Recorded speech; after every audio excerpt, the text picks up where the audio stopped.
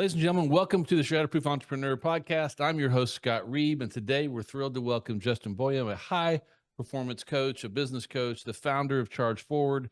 And Justin's journey from military to high performance coaching is nothing short of inspirational. I can't wait to dig into his story and learn more about it and bring you guys some value. Justin, welcome to the Shatterproof Entrepreneur. Yeah, thank you so much for having me, Scott. I could say it's an honor to be here. I love your brand. It's the Shatterproof Entrepreneur. You know, as well as I think most people, whether they've been an entrepreneur or want to be one, it takes a certain level of resilience. And so the idea and the brand of Shatterproof is so apt. And I think it's amazing. And I love what you do as well. So thanks for having me. Oh, thank you very much. I appreciate that. Yeah, the whole Shatterproof concept of let's build businesses that bend and not break, because the storms of life will be coming. We're guaranteed that. So let's do it right. And you are the right person to have in the room because you can tell us how to do it right from a business growth perspective. So, man, you've done a lot. I know you went to college at TCU, go Frogs, and then after that you went in the military. Can you tell us a little about your service to our country?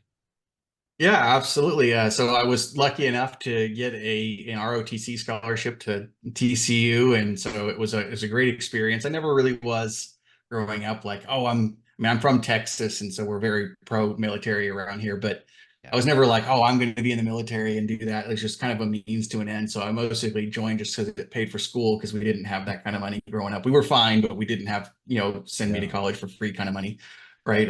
Or have my dad pay for it. But got in. I'm much more of kind of a numbers guy just by like my inherent kind of abilities, and so I chose to go through the logistics part of the Army. And so I kind of got trained in logistics, and then just as the Army does, they train you in something and they make you go do something else, right? And so because that's what they needed you to do because we were in wartime efforts and things at the time.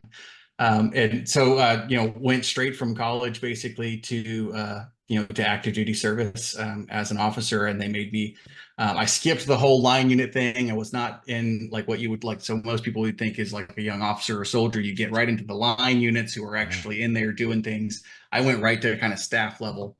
So I was an executive officer. And so, like I told you, I was a logistics guy. They made me the executive officer for an intelligence company, right? So I had to learn all about like how Intel worked and what they're making. And I still had to do a little bit of logistics as for those people who are military savvy, they do know Exo still have to do a lot of that. But anyway, so it was fun. And so I had a kind of a different experience. I got an all expense paid vacation to Iraq for a year.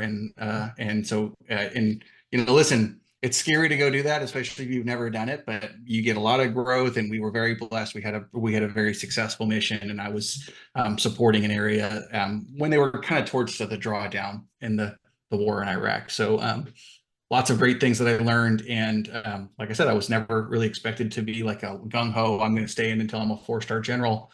After about 5 years, made a decision. My wife and I had wanted to have a family, but we were worried about like, hey, am I going to miss half my kids' lives if we did that? So we made the decision. We were at the time where we were just like, yeah, we've done the service that we committed to, and we're gonna get out now and start a new version of that life and come back to Texas, and started working through the corporate ranks and realizing what I think many soldiers do. And this is kind of leading into how I decided to get into coaching was when you leave the military, it's like a whole ecosystem.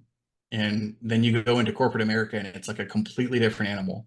I'm not saying it's bad or wrong to be a part of it, but it's just a different set of values and mindset. And you don't know what you don't know. I, again, told you I was a logistics guy, and I don't know about you. You think that like, hey, this is what I'm good at. I'm going to go do that over here. And you find out it's not so much fun to do it over here. And so like being logistics outside of the military was not as fulfilling as it was before. So I struggled for a few years to kind of find my niche in corporate America. And I'm sad to say I never really did, because what I learned is that I really loved the mentorship aspect of being a leader in the military. And I got invited to a development conference and learning more about that and just seeing how people were. Have you ever seen this where somebody like you see transformation happening? Oh yeah. To people, like you go somewhere and or you learn about a new thing that people are doing, and you're seeing it actually help them. And I could see it in real time because this was a multi-day experience that I was at. But they were talking about like be organized and like be productive and have good energy and take care of yourself. Yeah. And I was like, I learned all this stuff. Like I knew this, like it's not rocket science. It was good to be reinforcing it, but I was seeing it actually just in the moment. You could see people's like total energy change. And so I was like, I can do that. That I can do. And so that's what kind of led me into the entrepreneurship. And I launched a business. And so I got out of active duty in 2013 and launched my first online business in 2017. And we can talk more about that, but the rest I would say is rock and roll history. Yeah. Right. So, What was your first online business in 2017? yeah, so I got into what would be affectionately like I call the high performance coaching. I was starting to work with small business owners or people who ideally I was trying to work with former military people who Yeah. didn't quite know what they wanted to do with their lives yet and like what was going to be the absolute fit and help them to be their best version of themselves in this new environment. Because it's kind of a jarring thing. And that's kind of really what the idea was to start. But it became more of like, hey, let me help you optimize who you are so that you can do more of what you want to do when you want to do it and who you want to do it with was what the kind of the coaching that we were doing. And it ended up being something that I did with small businesses. So someone who had like a solo like handyman business or somebody who's growing their real estate companies, things of that nature where if you aren't the best version of yourself, as get into what you teach in Shatterproof Entrepreneur, you're not really optimizing. That's the entrepreneurship life can kind of eat you up and spit you out. Yeah, And so that's what we were focused even on. We were success can like, do that. Yeah. right. So you were teaching them and coaching them on how to be all they can be. Yeah, That's I could. Yeah, absolutely. And so that's fitting. what's led me to today though was like many people who get into like coaching or high ticket, kind of businesses, especially if you don't know what you're doing, you're like, oh, I now have to learn marketing. Right? I have to Mm-hmm. now I now have to learn how to do sales. Like I just want to do my skill that I'm good at, right? It's the Yeah. proverbial thing from the E-Myth, right? Like, hey, I was just good at this thing and now I'm trying to do it as a business and it's this whole different monster. And I'm not even sure if I like this anymore because it's Mm-hmm. so hard. And so that was that roller coaster experience and the highs and the lows and mostly lows for a while.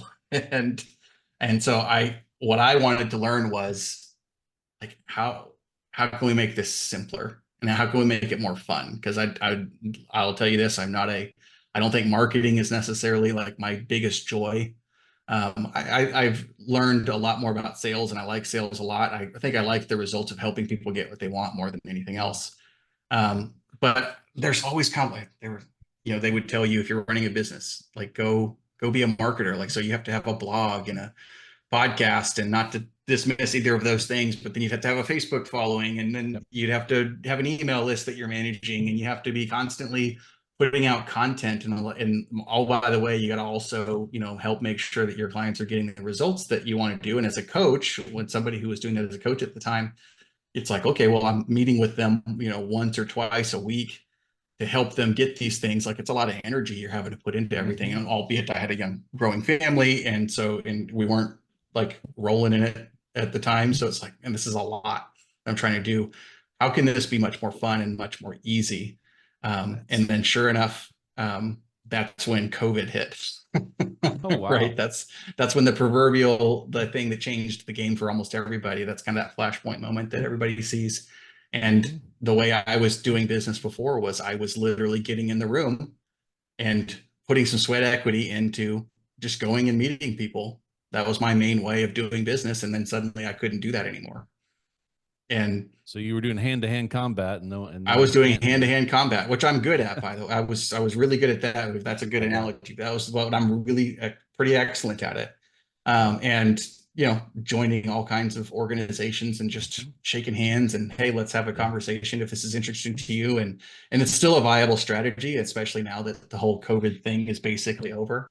Although I just talked to a friend of mine who's going through a round of it. I was like, really? I think you're about 3 or 4 years late, buddy. Like, I've got and one of so, our providers, whole family has it. Yeah, it's still around. Well, that's interesting. So yeah, the E-Myth Revisited kind of jump started my journey as well. Uh, Back in 2007, 2008, got a hold of that in a networking group, and really eye opening to me.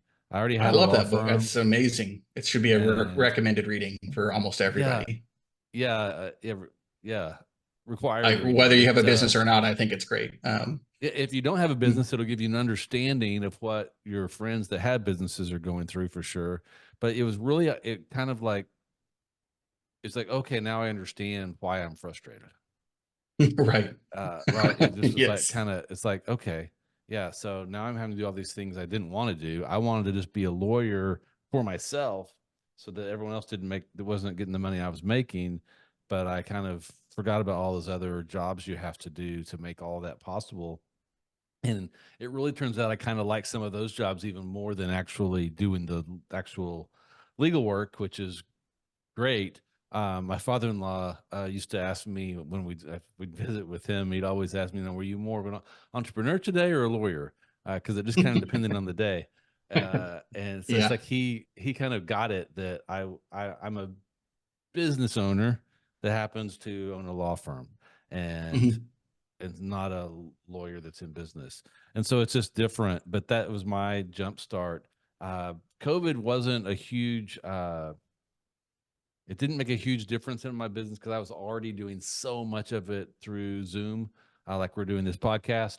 I already was meeting with all my clients virtually. I had clients that I'd never met other than this way, and so it was I was poised for it, and so we were able to grow during it. But I didn't have to make significant changes. We already worked from laptops. We're using the cloud. Everyone was just took a Yeah. laptop home, and we were good.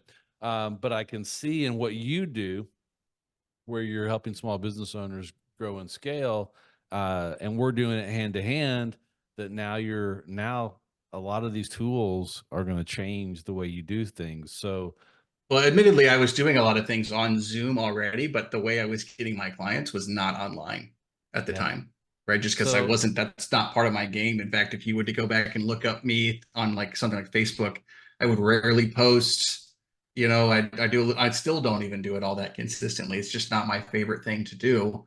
And so I was like, yeah, I'd rather go meet someone and really, because there's no real exchange for like shaking someone's hand and getting yeah, to know them, right? There's not a way to really achieve that. You can do a lot of great things, but oddly enough, the COVID thing basically saying, "Hey, you can't go meet people anymore," put me in that mode of, okay, well, I still you're have muted. a family to take care of. I still have all these things to do.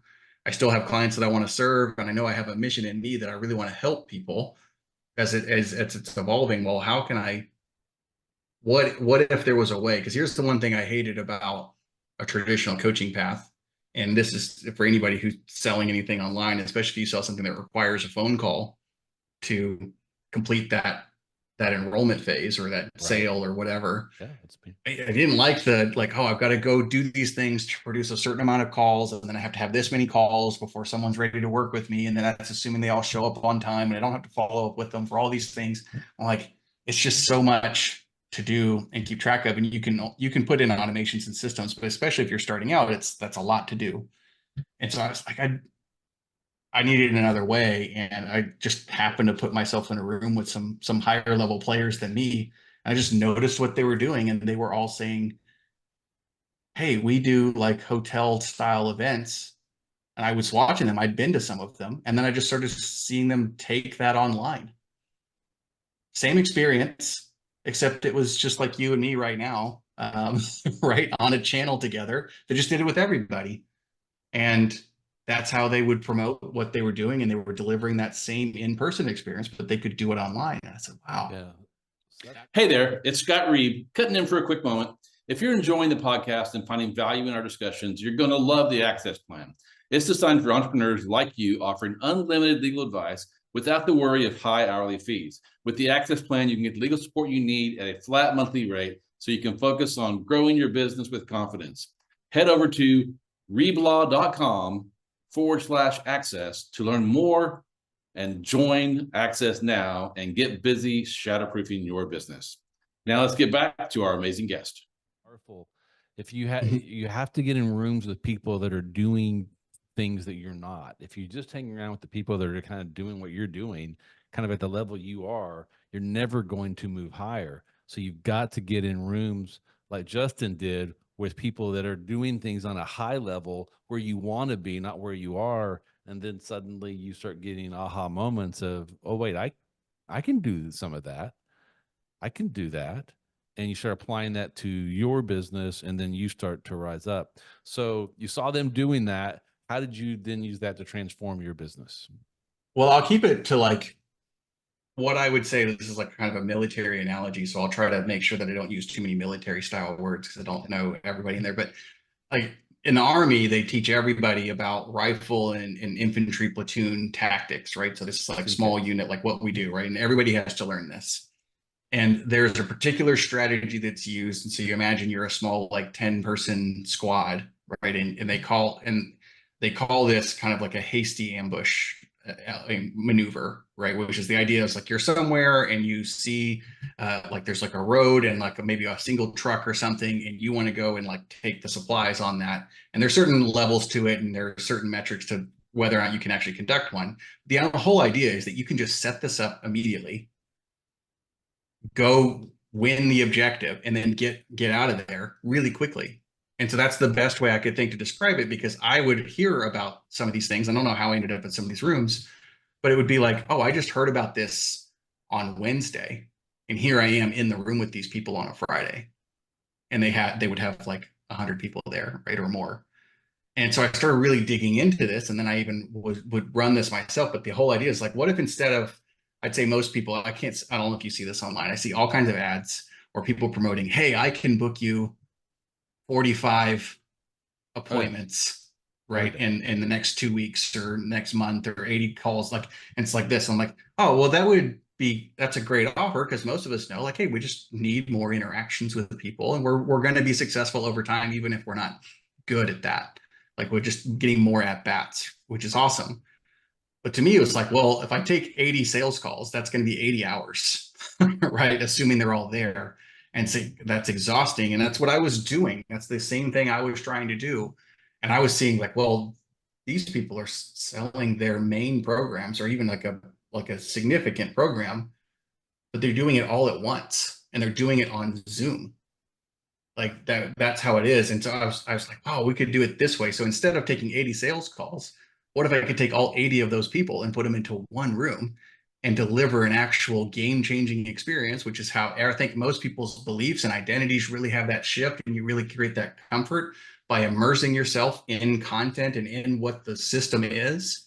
Be like, oh, this is what I need to get to the next level. So it's a much easier. And it worked. I wanted that. I was like, oh, this is what I want to do, because I'm in the room with people. And so I could say, oh, we could create that digitally. And so now I could take 80 people into a room instead of 80 one-on-one calls, help them actually get some results and have the experience, and then invite them instead of sell them the next thing. Invite them, hey, if you want a little bit more personal relationship and we can work together, I invite you to apply. And I did this, and what I saw was like 20 to every time I would run this play, like 20 to 30% of the people who were in the room would end up working in our offers that we were doing this for. And They so I would was make like, wow. application, or they would actually become Well, we would clients. get more applications. We would get like 60% plus would apply to work with Wow. us. And so, but then, based on timing and if they were a good fit, and, if logistically they could make it happen, it would be like 20, 30% of the room would be ready to work. And they were like, oh, this is all it is. And it's like, it's seamless. Like it just would go. And we're So like, how is this because we were different than spending the more time, traditional webinar platform that has well, because you're gotten you spending there? more time with them, right? So I call them like a virtual event. And so a virtual event is something where you're really going to um, spend more than like 60 minutes. Like a traditional webinar, while great, um, you don't have enough time to like really interact with everybody there, Yeah. because you've got to get the information across, right? And if you've studied things like what like Russell Brunson people teach, like you've got to get through certain content, and you just don't have time to really interact and answer questions and help people get a shift. If you're really good and you dial it in, you know what you're doing, you can deliver a phenomenal webinar. The challenge is that most people, especially if they're coming in cold to it, like maybe they're interested in the idea or they've been introduced to it, or like they're still kind of cold to the whole process. Like I've seen the numbers. If you're running an ad, and I've asked lots of people what they do if they see this, right? That if you're running an ad to a webinar, right, your show up rates are going to be pretty low for people, especially if it's live. It's going to be really low to the webinar. You're going to have a way less, like less than 10% of people will apply, right? And then you have to take sales calls on the back end of that. And they're still just so cold to you unless they just already were totally pre-sold on the entire idea. And you just happen to be the person whose webinar they attended, right? That's where that would be. So I would see like 5% if you were really good would be your success rate with that strategy. Wow. Yeah, And and you'd be happy with that. Yeah. and you'd be happy with it. If you're selling like a $10,000, $20,000 program, it would be profitable, right? So I'm not even saying it's a bad way to go. This is a way that you can ultimately, one, it's fun to do because you're actually getting to engage with your people. You don't need to have thousands of people. I don't know about you, but I was one of those people when I was growing up. I would never want to speak on stage in front of 10,000 people, right? And I'm much more open to it now. I've studied speaking and I'm good, and I would love to do it now. But like, you don't have to do that. I can be right here. You can be in your office there, and I can be in my office here, and we can actually put on an event that helps people get the results that you offer and show them and take them on the journey that they need to take, help them understand the plan that you do, help them understand your philosophy, help them connect with your personality, help them really understand what the problems that they're having is, because a lot of people think it's one problem, but we all know it's actually something different if you're a good coach, and help them go through all of those things they need to go to, and then make the decisions to actually become the person that can get the result, and let them see that the fastest path to get what they want is through your program, and you can do it all virtually. And if you do it the right way, people, and you'll see it on the screen, like people are doing the I gotta go dance, right? They gotta go to the bathroom, but they won't leave the Zoom because like they're having a fun, engaging experience, but they can do it from the comfort of their home. They don't have to get a hotel room. They don't have to travel. You don't have to put out a spread. It's just all done online. And it's amazing and it's fun. And I'm not suggesting live events in person aren't great too, because they are, but there's a lot more logistics involved. And I'm like a logistics officer telling you, I'm kind of anti having to do more logistics, right? It's just more easy to do this, right? And it's all on Zoom. So if you have a Zoom account and internet access, you can go and actually serve people. Even the people who aren't ready to move forward yet are going to say they had an amazing time and have tons of value, and they're going to stay with you, and they're going to come to your next one. And then other people are going to be, they're just ready to go. They say, yeah, let me apply to work with you. Okay. So you've still got the same problem that all of us have with our in-person events, is you got to fill seats. How are you filling seats? Well, there's a number of ways to do that. It's always easier, obviously, if you already have a big following. So let's just not, like, you're going to see tons of people say, well, you don't need to have any audience. Well, that's true, but it's always easier if you do have one, right? So if you've got an existing one, most people are already creating that. So you've got, let's say you've been doing this for a year or so, and you've got, let's say, just like a email list of 1,000 people. Well, not all 1,000 people have probably worked with you yet.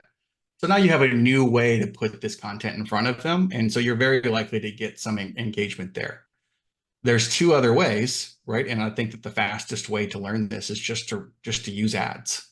And I've been learning about this. So we'll just say a larger entrepreneur, won't drop names, right? But they just did a massive multi-million-dollar launch from a virtual, a kind of a hybrid virtual and in-person event. Well, this person's been building list forever, right? And if I were to tell you who it was, you'd be like, yeah, that person's got a huge list. Well, I just got kind of insight into the breakdown. The list of attendees that went to the multi-day event, only 17% came from their existing list. Wow. They actually spent like over $2 million in online advertising to fill that room. And it was worth it because they did, plus $30 million in revenue, right? And so what that tells me is that the fastest way is always going to be to use an ad strategy. And you don't have to do something crazy. I'm not suggesting, if you're just starting out and listening to this, don't go and just drop don't just drop 50 grand on ads like willy-nilly. Like, if you don't know what you're doing, definitely get somebody to help you with it. Like, absolutely. But they're actually very, very simple because I believe in simplicity. That's the reason I do this, is like, we make a simple offer. Hey, do you want to learn this? Let's come in the room. It's very, very simple. But even if you spent, let's say, $5,000 on ads, which, by the way, if you hired like a marketing company, that would almost be like the expectation per month minimum that you would spend, right? But let's just say you spent $5,000 in ads, right? If you get a room filled with, let's say, 50 people from that, well, my math would tell you you've got 10 new clients coming to you. Yeah. or more, right? So, okay, that would be worth it. And let's say you didn't want to spend money on ads.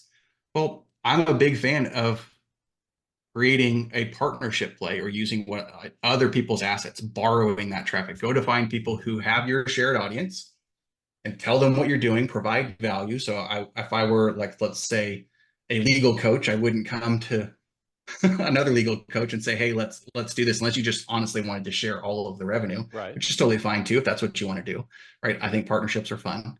But you can go to somebody, let's say you're a life coach, and you can go to somebody who's maybe a health coach who's been building audience and say, hey, I've got this value that we're providing. Do you think your people will be interested? I'd love to make you a partner on it, and I'll come provide some free value, and then everybody who's interested can come to our event and we can cut you in on that deal. Like, who wouldn't do that all day? Why not? It's basically found income, right? Income they weren't expecting, that's just going to come to them just for giving 20 minutes of their time to help promote for you. Right? So it's a win-win. So you can do that a number of ways, but honestly, you only need 20 people if you're testing this out and starting out. Like, okay, can you go and message 20 people in your network right now who could use the support you can provide? Yeah, it's all online. They don't have to drive anywhere.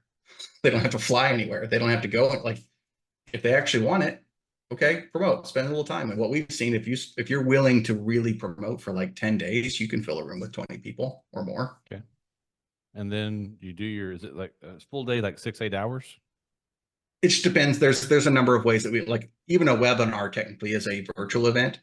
I tend to like to spend more time. So we would do at a minimum, like a half day masterclass where you could do like what you see out there, people doing like challenges, but I would do like an hour or two per day on the challenge, right? And so you're really taking people and immersing them in the entire philosophy, letting them get the results and get, like, say, from A to B, and then showing them, hey, I can help you get all the way to Z if that's what you want. But you give them the entire roadmap, right? Because we know information alone is not enough, and I'm not unethical. I don't hold things back when we do it. No, absolutely.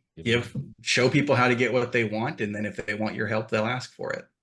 Yeah, because no one's only half the battle. It's right. It's the do. And there's a psychology to it, right? There's certain things they have to go through. I already went through them, but like, they have to understand the plan. They have to understand how it works. They have to have belief in themselves to be able to do it, and they have to understand like what resources are going to be required and that they can do it.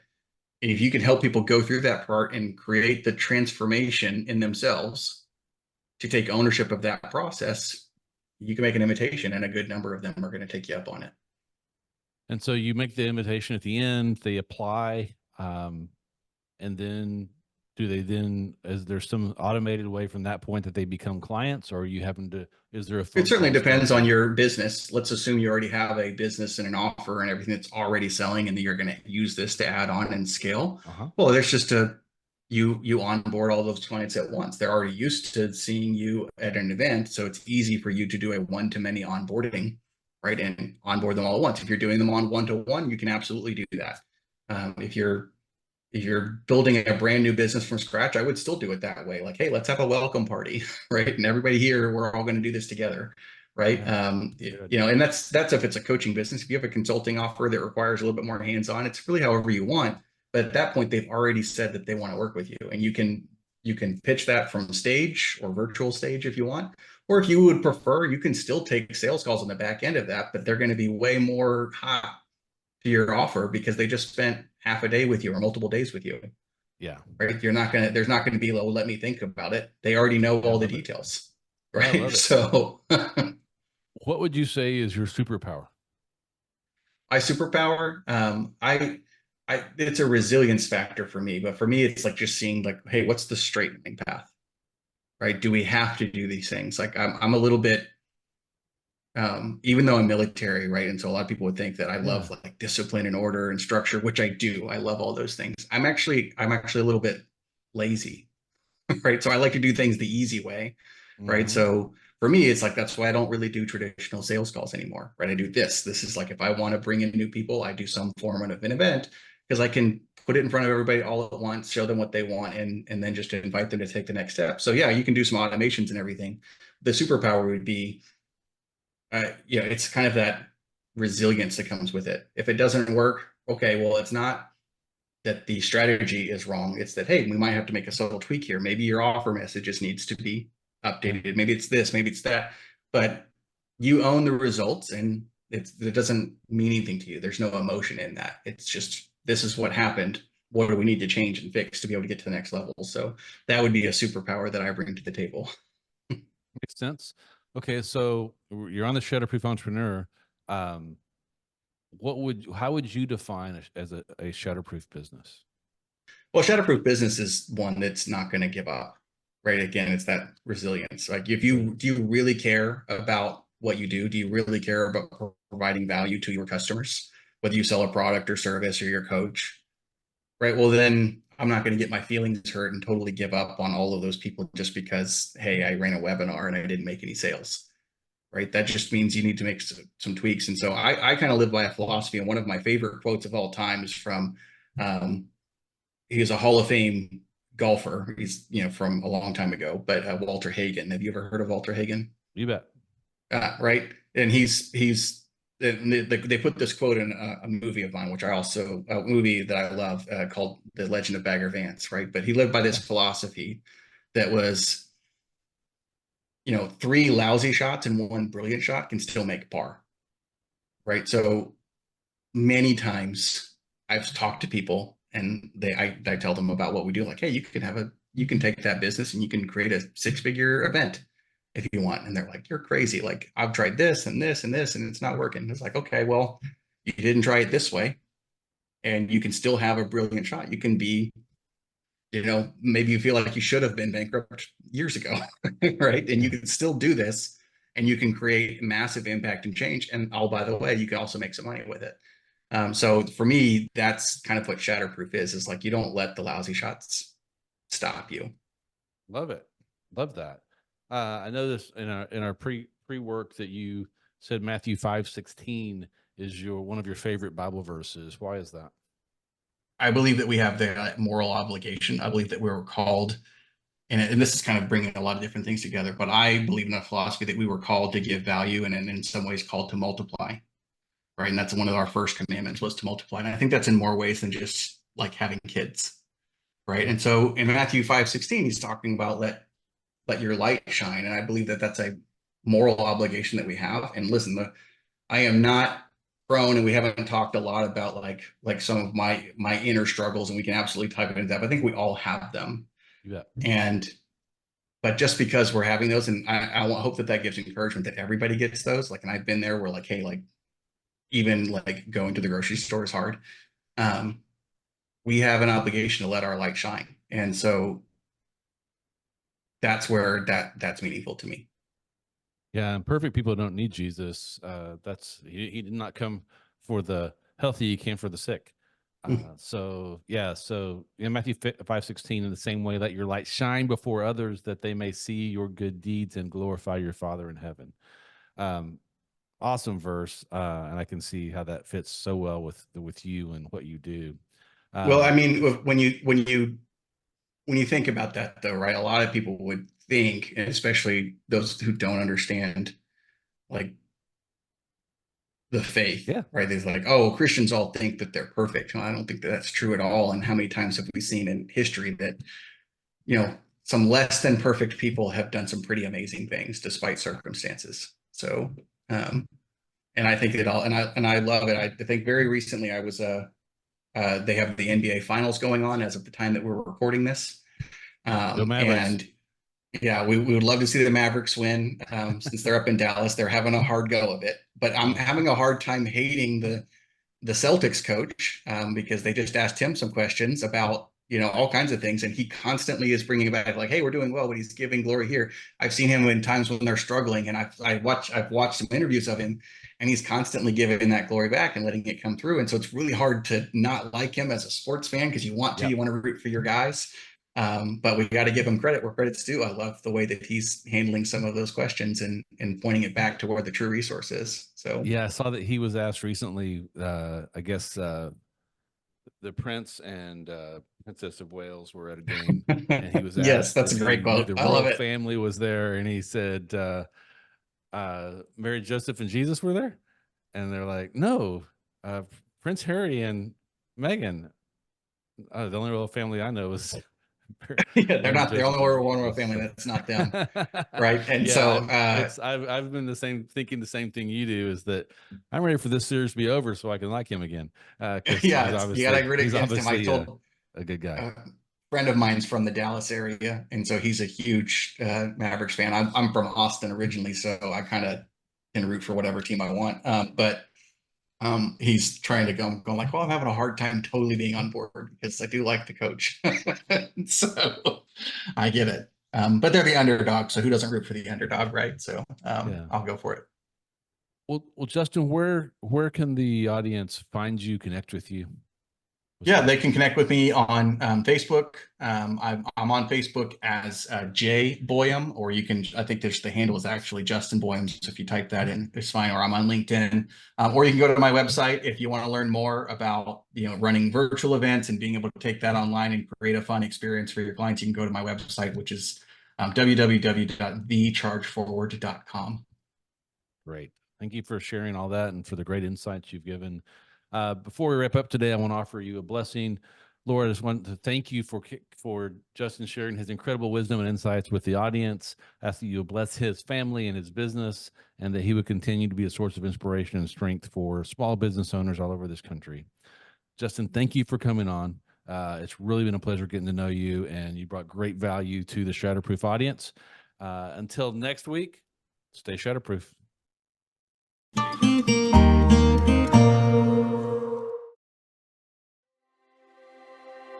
This podcast is for informational purposes only and should not be taken as professional advice. While I'm your host, Scott Reed, and a lawyer, I'm not your lawyer, and this podcast does not establish an attorney-client relationship. The views expressed by my guests are their own and not mine, and they may not even reflect the opinion of the Shatterproof Entrepreneur Podcast. So we strive to provide valuable and accurate content, but we make no representations as to the accuracy, completeness, or suitability of any information to your particular situation, and won't be liable for any errors or omissions for the application of them. Always consult a professional or in the respective area that we've discussed before making any personal or business decisions.